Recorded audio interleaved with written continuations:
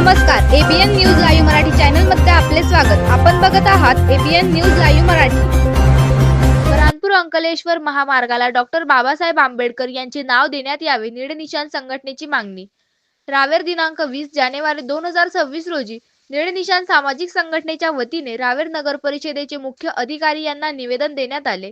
निवेदनात नमूद करण्यात आले की रावेर तालुक्यातून मध्य प्रदेशात जाणाऱ्या बऱ्हाणपूर अंकलेश्वर मार्गाला डॉक्टर बाबासाहेब आंबेडकर यांचे नाव देण्यात यावे, तसेच रावेर शहरात ठिकठिकाणी महिलांकरिता स्वच्छतागृह उभारण्यात यावे व घनकचरा व्यवस्थापन प्रकल्पाच्या कामाची चौकशी करून घनकचरा व्यवस्थापन प्रकल्पाचे नियमबाह्य पद्धतीने काम करणाऱ्या ठेकेदारावर योग्य ती कारवाई करण्यात यावी.